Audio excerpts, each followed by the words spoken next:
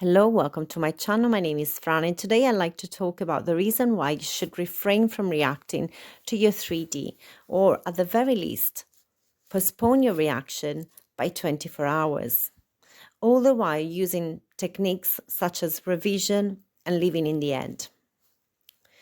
But we'll take a look at them later. First off, I am a very fiery person by nature, so reaction has been for most part of my life my middle name. I used to tell myself that I was spontaneous, direct, and sincere. I speak as I find. In other words, I call things by their name. The thing is, this has led me to have very few amazing and amazingly patient friends. Now, there is nothing wrong with that. I've always said it's not about quantity, it's about quality. But since I've been studying quantum physics and the law of assumption, something that I've always known deep down but that I kept ignoring in order to appease my ego was that there is no such thing as it is. There is no reality if not the reality that we choose to see. As William James once put it, the world is not as it is, but as you are. Now, many people who are going through strife or who are being abused or victimized take offense or are hurt by this statement, and understandably so. So I would like to rephrase, or better yet, paraphrase this statement that I think gets misinterpreted by people. You attract who you think you are right now. In actual fact, who you thought you were. As our 3D shows us our past self, there is always a little bit of a time lag between us changing and our 3D adapting to our new self or new identity. Like in those bad internet connections where it takes a few seconds for your voice to reach the other party. Or like Darwin's natural selection process in which the environment changes and our physical characteristics also change in order to adapt. But while the environment is fluid and malleable and changes really quickly, just think about the changes that we have seen as human beings in the last century here on Earth. On the other hand, our bodies change slowly, and it might take our bodies a few generations to catch up with the changes in the environment. By the same token, there might be a slight delay between us changing and reprogramming our subconscious mind and our external reality adapting to our changes. The time lag is probably due to our subconscious mind holding on to shreds of the old identity. Things shift gradually, so you need to be patient with your 3D. But let's rephrase this even further. You attract that which you think you deserve deep down. You attract that which you think you're worth in your subconscious. So when the proponents of the law of attraction say like attracts like, it doesn't mean that you are bad if you're being abused. It simply means that others are a mirror of the contents of our subconscious. So when Neville Goddard said, "No one to change but self," that is what he meant. If you keep being abused or victimized, then you need to work on your self-concept. Reacting to your 3D is like breaking a mirror because you don't like what you see in the reflection.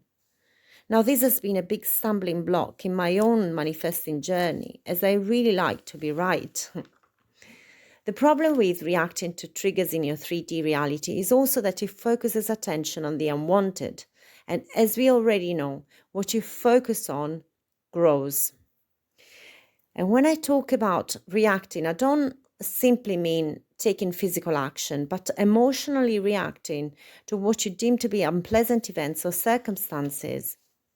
When events in your 3D trigger a strong negative emotional reaction, what happens is you solidify them, you make them real, you bring them to life. It's like the quantum wave function of possibilities, which gets crystallized by observation and which thus collapses into a real particle in space-time.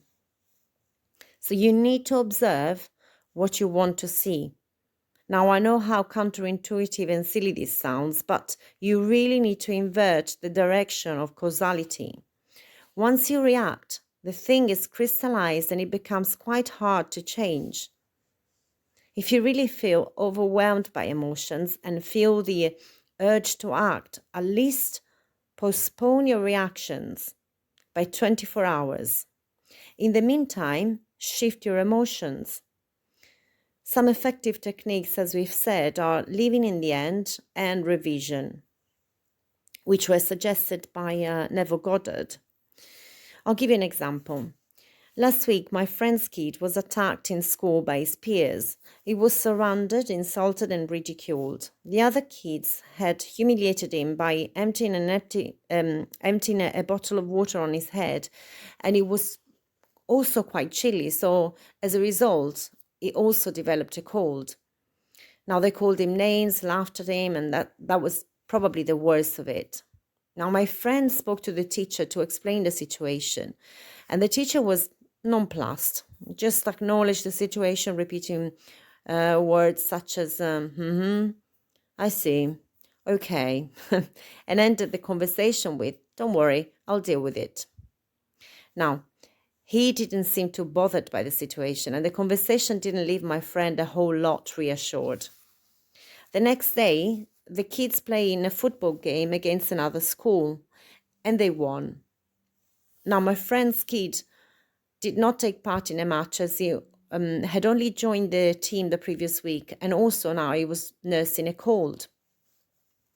Now, on social media, the parents cheered on the children and called them champions.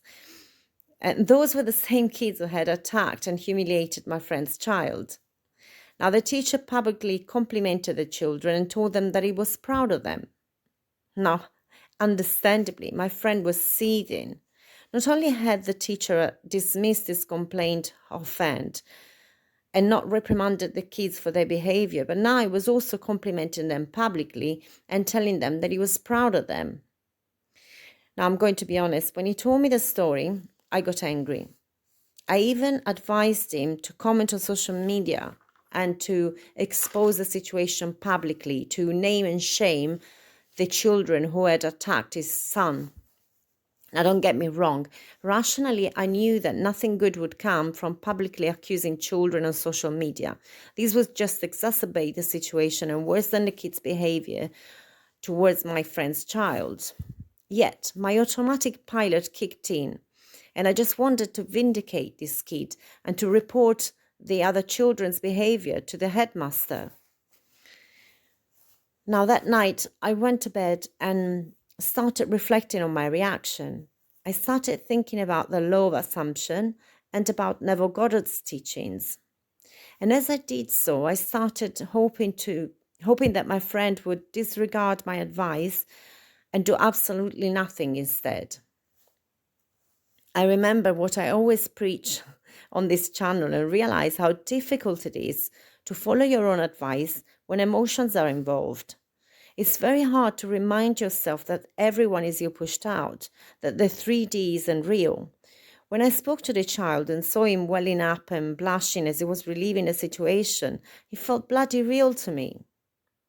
Then I also thought, wow, now I've made him relieve the situation once more, thus strengthening the reality of what just happened. You see, it's very hard not to get caught up in the illusion of the 3D. We've all been conditioned since childhood to react. But that night, I decided first to adopt the feeling of the wish fulfilled by visualizing the teacher holding a meeting with the children, having a word with them, and resolving the situation peacefully. Then I took it a step further by actually revising the past. In other words, going back in time in my imagination and seeing a completely different event take place. The child getting a warm welcome in his new school, children being friendly, hugging him, showing him around, and so on and so forth. Now, I wasn't expecting anything to come of it. I was simply trying to calm myself down and to apply what I teach or what I talk about here on this channel. Obviously, because the thing didn't happen to me directly, there was a level of detachment that allowed me to fully engage in the visualization technique without much resistance. It gets much more challenging when it's your own situation you're dealing with, as you feel delusional revising your own story, and also you feel like it's stupid or counterintuitive to ignore the quote-unquote facts. Say you're angry about an abuse you suffered. Your emotions get in the way, your ego gets in the way, you want to feel vindicated, you want to be right, and you want the other person to be wrong. It's only human. Now, if you revise the past in your mind and change it, you cannot do that. And at the same time,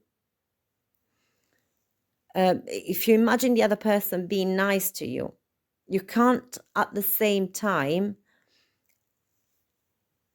be hurt and feel the anger and feel the need to be right. So there is a level of attachment to the pain and to the old story that you need to let go of. But this time I wasn't so invested in the old story as I hadn't lived it directly. So I could detach myself enough to imagine a different future and even a different past. Slowly, I started feeling calmer and the anger dissipated, and then I gradually fell asleep.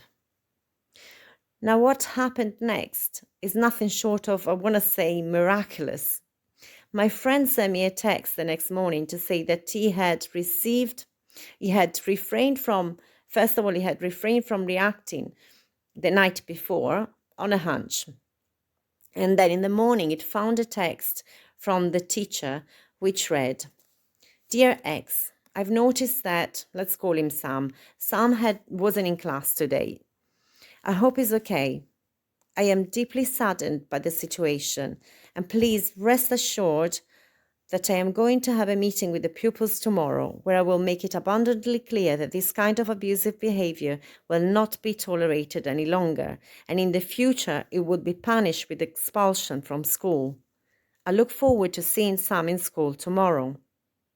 Of course, Sam had only missed school because of his cold, but what an amazing U-turn. Now, my friend had done nothing, and the situation had completely resolved itself.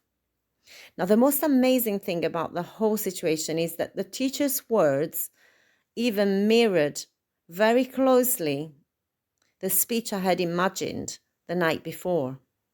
Coincidence, you say? Maybe. But I've done this with work colleagues, friends, family members and partners before, and the results have been just as shocking or just as amazing. Now, the only time this doesn't work, or it works only partially, is when your ego is attached to the old story. And every time you try to revise the past or imagine a different future, your old story pops up, reminding you that you're only trying to fool yourself. So it takes a bit of willpower and practice to apply this technique to our own situations, especially if we feel that we have been wronged or abused. Our self-defense mechanism kicks in with all its might. So I do advise you to practice the technique on your friends first, where you're not so invested or only partially invested in the story, so you can get familiar with the technique without self-sabotaging. Then as you slowly get more proficient at using it, you can apply it to your own situations, personal scenarios. But those scenarios and situations which are not overtly emotionally charged. And only when you feel fully familiar and comfortable with it can you apply the imaginal technique to all your situations. But the main thing to remember is this: postpone your automatic knee-jerk reaction by 24 hours. In the meantime, try imagining a different outcome. If ignoring your 3D seems too hard to achieve, at least postpone your reaction. Do not react just yet. Put the situation out of your mind as best you can, ignore it, and go about your daily life. Then observe what happens. It will become more and more obvious that the stories you choose to tell yourself and reinforce day in, day out will play out on the 3D stage. It's almost as if you're the script writer and the People around you are the actors who are only interpreting the role that you have written for them. Remember, this is when you're about to react, every time you're about to react to your 3D, remind yourself this. Your 3D reflects your past thoughts, your beliefs, and expectations. And by reacting to it, you are simply reinforcing and reproducing the same old thing. You are collapsing the wave function of infinite possibilities into that one reality. So just stop yourself and delay the reaction. Withdraw your emotions from the unwanted. Channel them towards the wanted and the desired.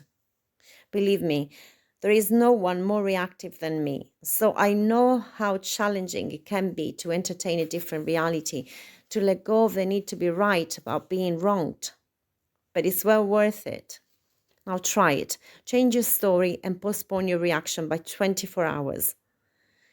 When the mind reiterates the old story, simply bring it back, like you would do with an untrained puppy, until the puppy is conditioned to the new behavior. And eventually, the rewards for the new behavior would greatly outgrow those for the old self-punishing behavior, and you will create fewer and fewer circumstances in which you will feel the need to react in the first place. Now, you might ask, how can there be rewards for a self-punishing behavior? But if you are enacting a behavior, you can rest assured that there will be hidden rewards or secondary gains for it. Okay, so what's the worst that can happen for you applying this technique? Will you become delusional, lose your sense of reality? Of course not. Whatever you do in your mind, you will always have to contend with the 3D mirror. The 3D screen of space, the physical reality, is your feedback mechanism, which lets you know whether your imagination is working to your advantage or to your detriment. The very worst that can happen from learning to apply this imaginal technique is that you learn to calm yourself, to become less reactive to events, to soften your judgment of yourself and others, that you become more open to different outcomes and even more creative. And you will stop reacting in autopilot to triggers in your 3D and start experimenting with new scenarios. The best that can happen is that your physical reality will start reflecting or responding to your imaginal activity, and issues in your life will simply dissolve and melt away. So we have come to the end of this video. This is all for today. I intend that this content helps you create a more rewarding and more fulfilling life while surrendering your old narrative. Remember, you are the operant power. Have a wonderful awakened day.